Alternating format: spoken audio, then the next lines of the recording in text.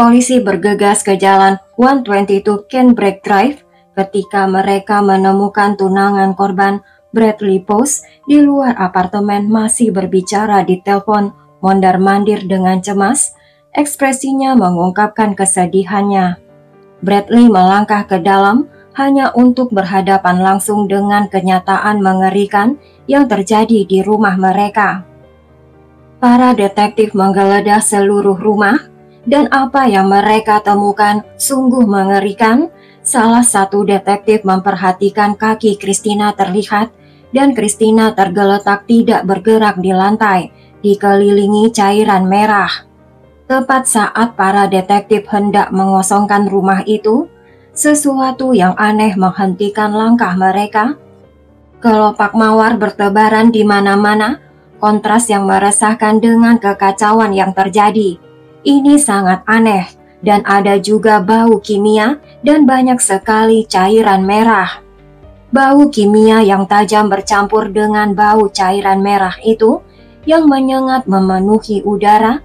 Karena tidak tahan lagi, detektif melangkah keluar menunggu tim forensik tiba dan menentukan penyebab kematian. Korban Christina Lauren Parcell ditemukan dilukai dengan sajam dengan brutal 35 kali, bukan dilukai dengan senpi seperti yang diduga awalnya. Christina bertunangan dengan Bradley Post berusia 65 tahun yang juga tinggal di rumah itu adalah saudara perempuannya dan putrinya yang berusia 8 tahun, Aida Mello. Para detektif belum pernah melihat tempat kejadian perkara seperti ini. Kelopak mawar yang berserakan menambah suasana yang mencekam dan mencemaskan di rumah itu. Apakah itu bagian dari pengakuan yang keliru? Sebuah pesan dari seseorang yang mengaku mencintai korban? Untuk saat ini, satu-satunya petunjuk polisi adalah lokasi terakhir Christina yang diketahui, sebuah wawancara di sebuah klinik dokter hewan. CCTV mengkonfirmasikan Christina ada di sana, tetapi hanya sebentar. Adik Christina mengatakan wawancaranya berjalan lancar dan tidak ada yang aneh. Namun petunjuk lain segera muncul. Sekitar jam 9:07 pagi, kamera ring rumah menangkap mobil Christina melaju hanya beberapa pintu dari rumah Christina. Masih belum ada tersangka yang jelas. Tanpa petunjuk pasti, detektif menghubungi orang pertama yang menemukan Christina, tunangannya Bradley. Satu nama yang muncul selama penyelidikan adalah mantan Christina, John Mello. Mereka telah menjalin hubungan selama 6 tahun dan memiliki putri mereka, Aida Mello. Pada tahun 2012, saat Aida berusia 3 tahun, hubungan pasangan ini mulai berantakan. Hal ini menyebabkan perebutan hak asuh yang sengit atas anak mereka, yang mengakibatkan John diberikan hak asuh tunggal pada tahun 2016. Namun selama bertahun-tahun, John berulang kali menuduh Christina atas tuduhan serius, termasuk prostitusi, pengguna obat terlarang, dan bahkan pelecehan, tetapi tidak ada bukti kuat ditemukan. John juga ditangkap atas tuduhan penguntitan dan pelecehan, dan kemudian tuduhan itu dibatalkan, meninggalkan kepahitan di antara Christina dan John. Sekitar tahun 2018, putri John, Aida, datang kepada John dan mengatakan keluhan tentang ibunya Christina dan Bradley, mengatakan Christina dan Bradley membuat Aida tidur di ranjang yang sama dengan mereka, dan John berpikir ini tidak benar. Jadi John pergi ke Departemen Sheriff Greenfield County dan mengajukan pengaduan. Pada tahun 2020, Christina berhasil mendapatkan lebih banyak hak asuh kepada Aida, namun tepat pada hari Christina seharusnya menemui Aida, John melalui pesan teks mengklaim bahwa dia dan Aida tiba-tiba terbang meninggalkan negara itu. Hal ini membuat Christina putus asa, menyebabkan Christina menghubungi John tanpa henti dan bahkan mengunjungi sekolah Aida hanya untuk mengetahui bahwa John telah mengeluarkan Aida dari sekolah itu. Akhirnya, selama pencarian Christina di media sosial, Christina menemukan foto yang diunggah John dengan papan iklan di latar belakang yang mengungkapkan bahwa John membawa Aida ke Italia tanpa memberitahu siapapun. Setelah kematian Christina, John mengungkapkan rasa khawatir dengan keamanan putrinya. John telah membesarkan Aida dan ibunya adalah manusia yang mengerikan. John mengatakan, John memberikan bukti kepada semua orang dan sebagian orang percaya, sebagian tidak percaya. John memastikan bahwa hak asuh anak yang dipegang John telah ditulis sedemikian rupa dan bahwa tidak ada pembatasan, bahwa John tidak perlu izin untuk membawa Aida pergi dan bahwa Christina tidak memiliki hak asuh anak sama sekali. Namun Christina mengunjungi Italia 2 kali sebelum sidang setelah 6 bulan. Pihak berwenang mengembalikan Aida, membiarkan Christina membawa Aida kembali ke Amerika Serikat.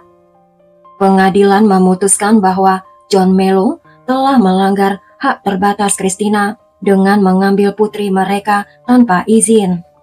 Kegembiraan Christina karena berhubungan kembali dengan Aida dengan cepat memudar ketika Christina dan orang-orang terdekatnya mulai menerima paket-paket yang mengganggu.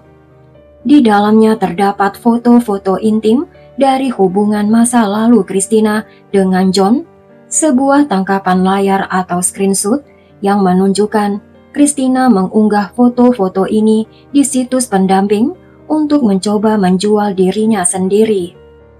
Niat John adalah ketika John kembali ke Amerika Serikat dalam kasus hak asuh anak, hakim perlu melihat latar belakang Christina dalam kasus hak asuh anak dan Anda memiliki bukti-bukti foto dan internet bahwa orang itu adalah terlibat prostitusi daring, maka John akan menggunakan itu untuk melawan Christina. Tetapi Christina yakin John telah mengatur semua hal itu, meskipun John tidak mengirim paket itu sendiri. Alamat pengirim itu dapat ditelusuri kembali ke kota Greenfield dan Tennessee, yang menunjukkan siapapun yang mengirimkannya kemungkinan besar berada di Amerika Serikat. Namun John diduga berada di Italia, ribuan mil jauhnya. Sekalipun John tidak secara fisik mengirimkan paket-paket itu, John tetap terlibat. Kecurigaan ini juga diamini oleh tunangan Christina Bradley, yang sejak awal telah memperingatkan detektif bahwa John Mello mampu melakukan sesuatu yang jauh lebih gelap dari yang bisa dibayangkan siapapun. Namun diam-diam penyelidik menyelidiki Bradley. Pria tepat berdiri di hadapan detektif. Bradley telah bekerja sama sepenuhnya dengan para detektif. Bradley dengan sukarela menyerahkan ponselnya menjawab setiap pertanyaan detektif. Selain itu, cara Bradley berpakaian dan penampilannya dalam kondisi prima, baru mandi, dengan jas olahraga dan kemeja putih, celana panjang. Bukan seseorang yang baru saja melakukan pembunuhan mengerikan. Penyelidik menemukan bukti yang tidak hanya mengejutkan dan mengganggu. Penyelidik menemukan dalam ponsel Bradley beberapa materi yang menyebabkan Bradley ditangkap karena melakukan tindakan kriminal kepada seseorang di bawah umur. Detektif tercengang tidak percaya bahwa Bradley menyerahkan bukti atas dugaan kejahatannya. Bradley bisa menghabiskan sisa hidupnya di penjara. Dokumen pengadilan menyatakan bahwa Bradley Post memiliki sejumlah bukti pelecehan di bawah umur di perangkatnya. Orang yang hampir detektif tetapkan sebagai tersangka baru saja menyerahkan kepada detektif bukti kejahatan yang dapat membuatnya dipenjara seumur hidup. Selama penyelidikan polisi di rumah Christina, polisi menemukan zat terlarang yang menambah kekhawatiran tentang keamanan rumah tempat putri kecil Christina tinggal. Meskipun Bradley ditangkap atas tuduhan mengejutkan ini, polisi masih belum percaya Bradley menghabisi Christina. Alibi Bradley kuat dan bukti fisik mengarah ke tempat lain. Tetapi pembunuh terhebat pun akan meninggalkan jejak, dan tersangka ini tidak berbeda. Anehnya jejak itu sangat dekat dengan rumah, diam-diam mengawasi dari seberang jalan. Kamera ring yang terpasang di pintu rumah di seberang jalan sangat sensitif terhadap mobil, dan sebuah mobil Ford Explorer putih melaju tepat pada saat orang itu sedang menaiki tangga dan melewati pintu depan rumah tepat pukul 9:15 pagi. Anda benar-benar dapat melihat orang dengan kaos abu-abu, celana panjang hitam, bentuk tubuh seseorang, dan seseorang tersebut berjalan melewati pintu depan, bersiap melakukan pembunuhan yang mengerikan. Lebih banyak kamera ring di seluruh lingkungan sekitar. Kamera ring di ujung jalan menunjukkan seseorang di atas sepeda hitam, mengenakan kaos hitam dan celana panjang hitam, mengenakan masker medis, berangkat dengan sepeda tepat pukul 9:27. Kemudian pada menit 9:28, detektif melihat orang yang sama melewati sebuah rumah dengan pakaian yang sama persis dengan sepeda hitam. Rekaman kamera ring hanya mengungkapkan pakaian dan rute pelarian pelaku. Hal ini mengesampingkan tersangka awal mereka. Dari kamera ring dan kamera keamanan di lingkungan sekitar, penyelidik mengetahui tersangka tampaknya seorang pria, tinggi ramping, dengan postur tubuh yang sangat baik, dan datang dengan sepeda. Cukup jelas perawakan Bradley Pose tidak sesuai dengan orang yang masuk ke rumah Christina pada hari kejadian, dan John Mello berada di Italia pada saat itu, jadi dia bukan orang yang masuk ke rumah korban. Dengan kedua tersangka disingkirkan, detektif menyelidiki siapapun di lingkaran Christina. Petunjuk datang dari sumber yang tidak terduga. Michael Manigault yang membersihkan rumah John Mello. Seperti Bradley Pose, Manigault tidak cocok dengan orang di rekaman kamera ring. Manigault seorang pria Afrika Amerika, dan video yang ditingkatkan dengan jelas menunjukkan pria kulit putih. Namun ketika penyelidik bertanya apa yang Manigault ketahui tentang kematian Christina, Manigault mengatakan sesuatu yang berharga. Manigault menunjukkan ke seorang yang baru, Zachary Hughes, yang berusia 33 tahun, seorang teman dari Manigault dan John Mello. Zachary mengatakan sekitar 1,5 minggu yang lalu bahwa Christina ditemukan tewas, dilukai dengan sajam. Dan ketika detektif mendengar Manigault berbicara tentang truk tua milik Zachary, dan Manigault mengatakan, ya, Zachary memiliki truk tua dan suatu kali pernah menjemput Manigault dengan truk tua itu. Pencarian di internet menunjukkan profil yang mengejutkan. Zachary atau Zack adalah pianis klasik yang terlatih, Juilliard, yang tampil di jalanan pusat kota Greenfield.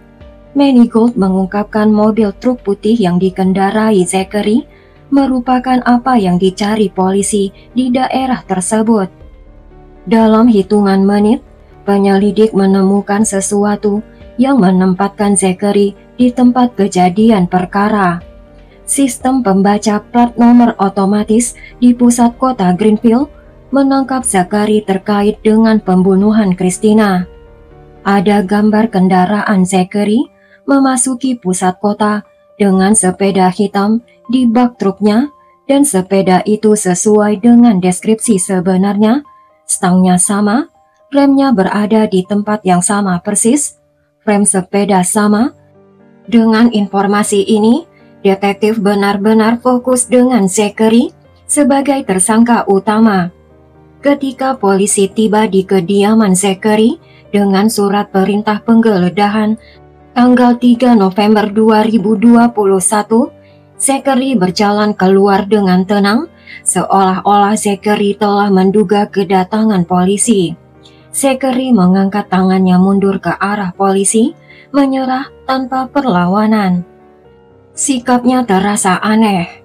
Segera polisi menemukan di properti Zachary, dia memiliki garasi terpisah di propertinya, dan polisi menemukan sepeda yang persis sama dengan gambar sepeda di dalam bak truk Zachary.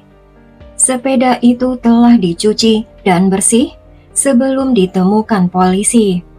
Polisi menahan Zachary, tetapi tidak memiliki cukup bukti untuk secara resmi mendakwa Zachary. Namun petugas tidak membiarkan Zachary pergi begitu saja. Petugas mengumpulkan sampel DNA dari Zachary, berharap untuk mencocokkannya dengan DNA yang ditemukan di bawah kuku jari Christina, dan sementara penyelidik menunggu hasil tes DNA, betapa dekatnya Zachary dengan John sebenarnya. Menurut John, dia dan Zachary pertama bertemu di bulan Agustus tahun 2020, ketika John dan putrinya Aida hanya tinggal beberapa minggu lagi pindah penuh waktu ke Italia, dan Zachary bermain piano di jalan. Dan ketika Zachary selesai bermain piano, Zachary menyapa John dan berkata, "Apakah Anda mengenal Clair de Lune, sebuah komposisi musik?" Dan Zachary memainkan Clair de Lune, dan itu luar biasa. Dan beberapa hari kemudian, Zachary berada di lokasi berbeda, dan mereka berbicara dan bertukar nomor telepon, dan kemudian mereka berpisah. John mengaku dia kehilangan kontak dengan Zachary ketika dia dan putrinya ke Italia. Setelah berbulan-bulan, mereka terhubung kembali hanya ketika John kalah dalam perebutan hak asuh anak dengan Christina. Waktunya tampaknya terlalu disengaja untuk diabaikan. Menurut John, bagaimana dia bisa membujuk Zachary melakukan kejahatan seperti itu secara gratis? Namun pada bulan Mei 2021, beberapa bulan sebelum Christina dihabisi, Zachary bepergian ke Italia untuk bertemu John. Bagi penyelidik, ini bukan sekedar persahabatan, terasa penuh perhitungan. Menurut John, dia dan Zachary menghabiskan banyak waktu bersama selama di Italia. Zachary pintar dan pandai berbicara. Mereka langsung cocok. John mengatakan Zachary tidak mungkin pernah bertemu Christina. Namun penyelidik percaya Zachary pernah bertemu Christina setidaknya sekali, dan penyelidik mengklaim memiliki bukti yang bisa membuktikannya.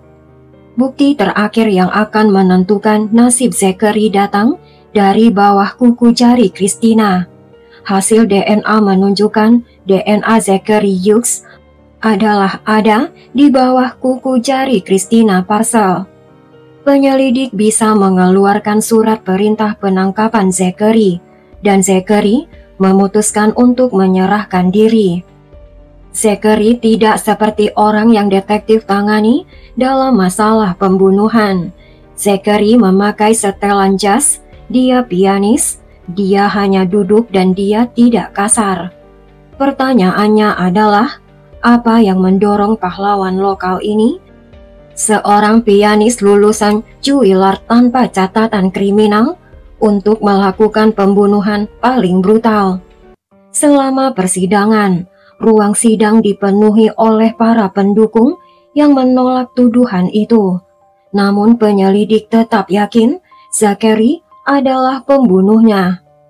Pada tanggal 11 Februari 2025, 3 tahun setelah Christina terbunuh, kebenaran terungkap di pengadilan daerah Greenfield. Christina Parcell telah melewati perselisihan hak asuh anak yang sangat hebat dengan John Mello.